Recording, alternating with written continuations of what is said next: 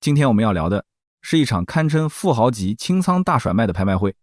拍卖清单上不是普通的二手家具，而是劳斯莱斯、法拉利、迈凯伦、保时捷，足足47辆顶级豪车。这些车从哪里来？来自新加坡历史上最大宗的30亿元洗钱案。没错，那些曾经属于洗钱案被告的奢华座驾，现在正被政府公开拍卖。这不仅仅是一场豪车盛宴，更是一堂生动的法律课，关于犯罪所得如何被追缴，不义之财最终流向何方。今天我们就来一层一层拆解这场拍卖背后的法律故事。我们先来聊聊案件。2023年8月，新加坡警方侦破了本地史上最大宗的洗钱案，涉案金额超过30亿元。警方一共逮捕了10名涉及洗钱和其他罪行的外国人，他们过后被处以13个月至17个月不等的刑期。法院同时充公这10人约9亿4400万元的非法资产，占他们被起获总资产的 92.1%。 10人都在刑满后被驱逐出境，并被禁止再次入境新加坡。但这还不是全部，涉案的另外17名外国人在警方采取行动之前就已经逃离新加坡，再也没有入境。其中15人后来同意交出总值约18亿5千万元的资产。针对另外2人的调查则还在进行中。当局在整起案件中共充公了207处房地产、77辆汽车，超过14亿5千万元的银行存款，以及超过7600万元的各种现金。截至2024年12月，与案件相关的资产已移交国家，金额约27亿9千万元。而今天的主角，那47辆豪车，正是这77辆被充公汽车中的一部分。其中有部分车辆属于那15名同意交出资产的潜逃嫌犯。根据报道，拍卖清单包括至少11辆劳斯莱斯、2辆宾利、法拉利、迈凯伦、保时捷等超级跑车，以及24辆丰田 Alphard 和 Vellfire 等高端休旅车。这些车辆于2017年至2023年间注册，都持有有效的拥车证，其中不少车几乎是全新的。2辆于2023年5月13日注册的劳斯莱斯 Phantom EWB Series 2， 其中1辆仅行驶了284公里，另一辆同月注册的法拉利 SF90 Stradale 插电式混合动力跑车，行驶里程数也仅500公里。名单中最旧的一辆车是2017年3月15日注册的宾利 Flying Spur， 行驶里程为22530公里。根据二手车市场行情，2021年至2023年注册的法拉利 SF90 Stradale 叫价约160万至180万元，而2023年注册的劳斯莱斯 Phantom EWB Series 2 叫价约200万元至220万元。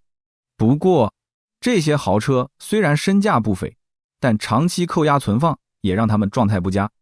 根据报道照片和检查报告，多辆车布满灰尘，至少4辆跑车的方向盘出现类似霉菌的痕迹，部分车辆需要更换新电池和轮胎，空调或悬挂系统也需要维修。接下来是大家最关心的法律问题，这些资产是怎么被没收的？拍卖的程序又是怎样的？在新加坡，被起获的资产不会自动归国家所有，法院会在案件了结后展开财务分配研讯，就警方起获的资产应该归谁做出裁决。如果资产被证明不是通过合法途径获取，控方可以援引贪污、贩毒和严重罪案，没收利益法令，向法庭申请将资产充公。相关人士可以针对被冻结的资产提出申请，比如出示证据证明资产不该被国家没收。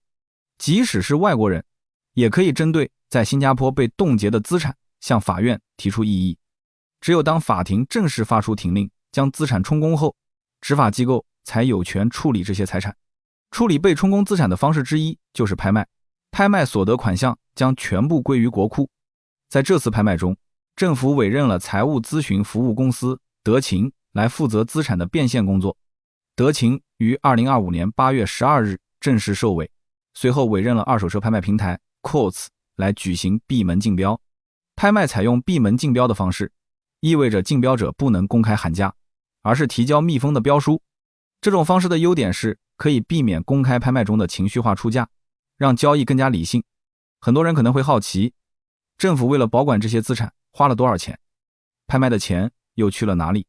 答案可能会让你意外，保管这些赃物本身也是一笔不小的开销。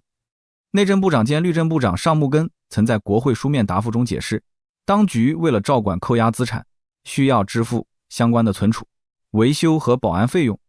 2023年和2024年，警方为维护和管理这些资产共花费了265万元，其中仅2023财年就花费超过60万元。这些费用包括聘请专业人员来监督资产的处理、保养和保值。不过，由于案件所充公的现金和出售充公的非现金资产的收益都将划拨给国家，因此这些维护费用会从收益中扣除。截至2024年12月，已有约180万元转入政府综合基金，另有3亿9千万元包括处置所得，将在2024财年转入。所有充公资产的所得款项将全数拨入政府综合基金。政府综合基金是新加坡政府的中央基金，所有的政府收入都存入此基金，也用于政府开支。再来看一个最容易引起不满的点，保管这些涉案资产，在2023和2024财年花了约265万新元。这个数字放出来，很多人第一反应都会是，为什么要花这么多钱养这些豪车？这起案件给我们带来了几个重要的法律启示。第一，新加坡对洗钱犯罪的打击力度是空前的。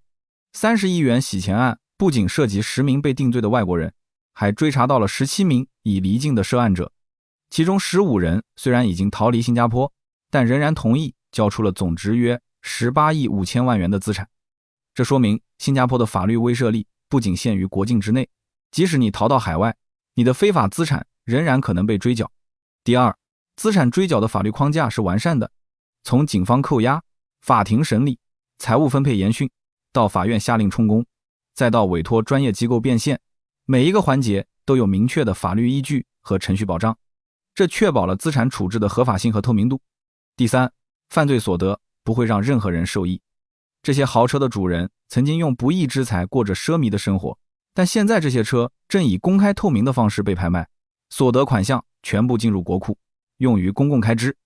正如尚木根所说，政府会继续欢迎合法的企业和投资者，但对那些试图利用新加坡生态系统谋取非法利益的犯罪分子将全力打击。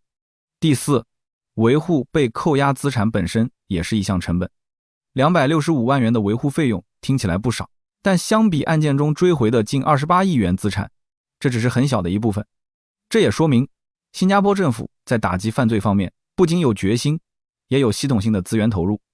这场47辆豪车的拍卖是30亿元洗钱案资产处置的又一个重要里程碑。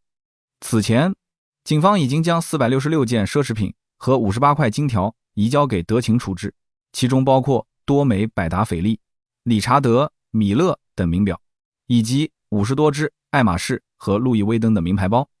截至2024年12月，已处理的包括54个房地产、33辆车和11张俱乐部会员证。这次47辆豪车的拍卖是其中规模最大、最引人注目的一批资产处置。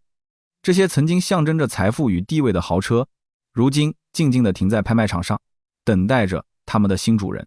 他们的故事提醒我们，财富本身并不可耻，但获取财富的方式决定了它的最终归宿。在新加坡，法律的网不仅撒得广，也撒得密。无论你藏得多深，跑得多远，不义之财终将无处可逃。我是师承法坛，和你一起用法律的眼光看世界。如果你喜欢这类内容，记得点赞、订阅、分享。我们下期见。